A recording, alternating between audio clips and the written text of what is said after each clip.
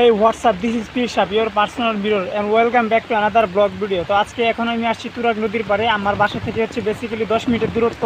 আজকে বৃষ্টির দিন, রাস্তা যেহেতু কিছুটা কাটা পড়ছে, মানে রাস্তা পাকা করবে আমার এই পাশে। তো এখানে হচ্ছে একটু দেরি হয়েছে আসতে। তো এখন আমি আসছি নদীর পাড়ে, তো আপনাদেরকে দেখাবো নদীর পাড়ে এখানে কি হালচাল অবস্থা। একদম ভিজে শেষ, আমি ছাতা নিয়ে আসছি। আমার সাথে আমার ছোটো ভাই তাজবিও আসতে চাইছিল, ওরে নিয়ে আসি নাই, কারণ ভিজলে ঠান্ডা লেগে যাবে। যদিও আমিও আসছি। বেসিক্যালি হচ্ছে আগে গ্রামে যখন থাকতাম তখন আমরা বৃষ্টিতে ভিজতাম, তো এখন শহরে আসার পর তেমন একটা ভিজা হয় না। আর হুটহাট ভিজলে আবার ঠান্ডা লাগে, ঠান্ডা জ্বর হবে, এই জন্য আর কি ভিজতেছি না। ছাতা নিয়ে আসছি, তারপরেও অনেকখানি ভিজে গিয়েছি। এই যে ডান পাশে বা পাশে পুরোপুরি ভিজে গিয়েছি। এই যে এখন আপনাদেরকে দেখাই নদীর পাড়ের অবস্থা। এই হচ্ছে তুরাগ নদী।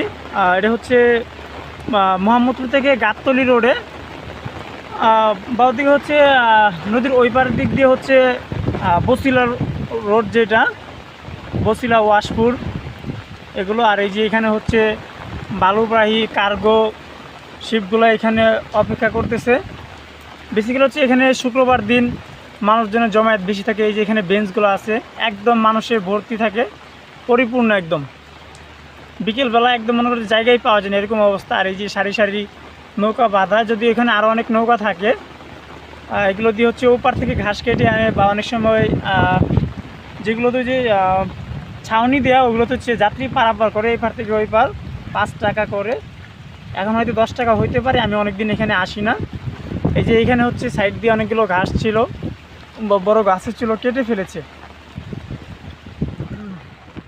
এই হচ্ছে আজকে নদীর পাড়ের অবস্থা। এই যে এখানে কে যেন লাউ শাক করছে, কারা জানি না।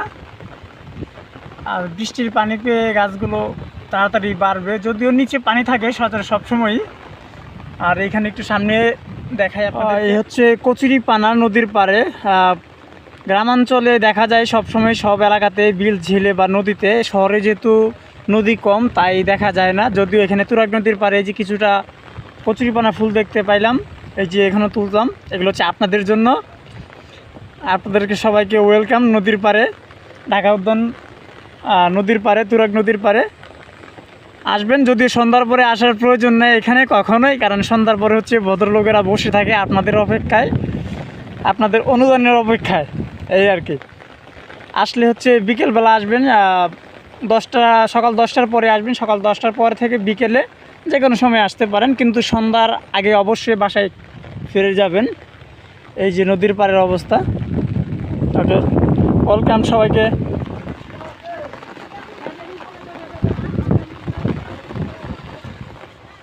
তো আমি হাঁটতে হাঁটতে এখন চলে আসছি হচ্ছে ঢাকা উদ্যান নদীর পাড়ের এলাকাতে, নদীর পাড়ের ভর্তিতে।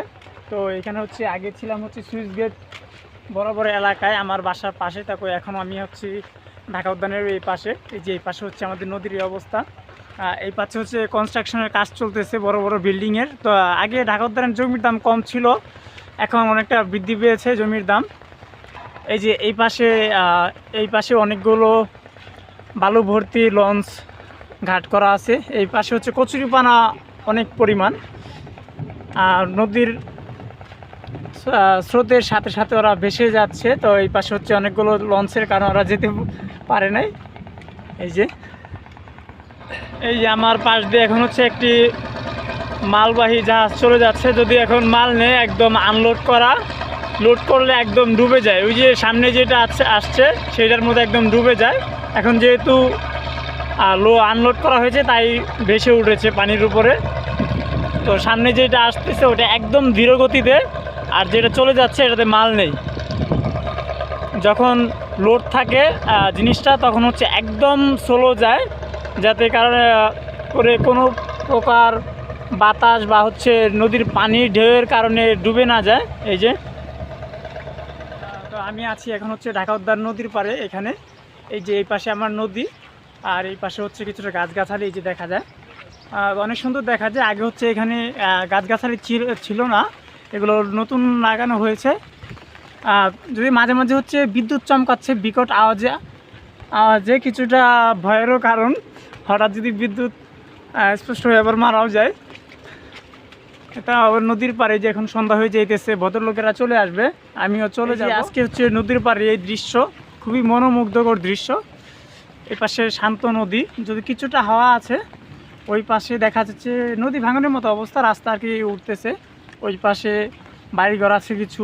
এই পাশে হচ্ছে 3 সেট বাসা থাকার জন্য মানুষের, আর মাঝখানে ওয়াক হয়ে খুবই সুন্দর দৃশ্য এটা। তো যাদের বাসা হচ্ছে নদীর পাড়ে, দক্ষিণাঞ্চলে যাদের বাড়ি, তারা কিছুটা কষ্ট বোঝে। আমরা হচ্ছে শহরে থাকি বা নদীর পাড়ে আমাদের বাড়ি না, আমরা হচ্ছে সবসময় নদীর উপভোগ্য জিনিসটাই উপভোগ করি। বাকি যে দুর্দশা কষ্টের দিনগুলো, সেগুলো কিন্তু আমরা কখনোই দেখি না বা আমাদের সচরাচর চোখে পড়েও না।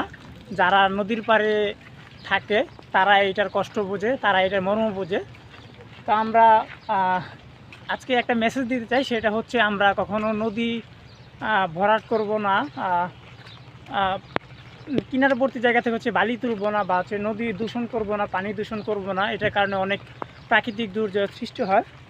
তো এটাই ছিল কথা। তো যারা নদীর পাশে থাকেন তাদেরকে বলতে চাই, তারা নদী কখনো দূষণ করবেন না, কারণ এই নদী থেকে অনেক কিছু প্রাকৃতিক দুর্যোগ সৃষ্টি হয়। নদীর নিচে যে মাটিগুলো থাকে এগুলো সরে গেলে অনেক নদী ভাঙন শুরু হয়। যেমন আজকে আপনাদের এলাকায় হচ্ছে নদী ভাঙন হবে, অন্য এলাকায় গড়বে, চর ভাসবে। অনেক সময় দেখা যায় চর ভাসে। বেশ কিছুদিন আগে যখন আমরা খবরেও দেখতে পাইলাম হচ্ছে নোয়াখালী ওদিক দিয়ে হচ্ছে চর ভাসছে অনেকগুলো।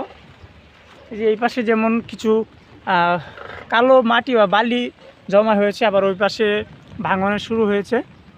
এই পাশে এই যে নদীর পাড়ে, তুরাগ নদীর পাড়ে বালি তোলার যে মেশিন, জানি না এটা বৈধ না অবৈধ, সচরাচর অবৈধই হওয়ার কথা, কারণ এই অল্প একটু জায়গা থেকে কখনোই বালি তোলার কথা না।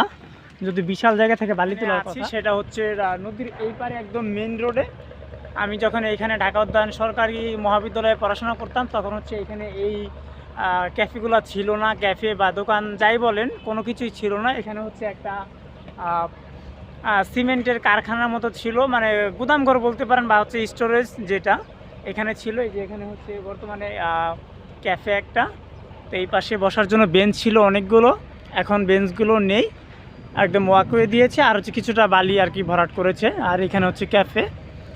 এখানে এই ঘাটটা এইভাবে ছিল না, আরও ভঙ্গুর দশা ছিল আর কি, যেটা বলতে পারেন। আর এই যে দেখেন মালবাহীটা এখনও যাইতে পারে না, এটা আনলোড করবে তারপরে দ্রুত যাবে, এখন আস্তে আস্তে যাচ্ছে। এই যে এগুলো ইঞ্জিন চালিত নৌকা, এগুলো হচ্ছে ওই পারে মানুষজন পারাপার করে। আর সামনে অনেকগুলো আবার আছে, ওইগুলো মাল ভরা।